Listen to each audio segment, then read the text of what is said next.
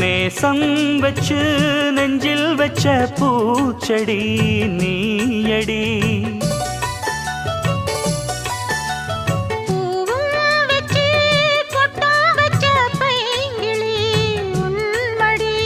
பாசம் வச்சு பாடும் பாட்டை கேளடி என் கண்மணி.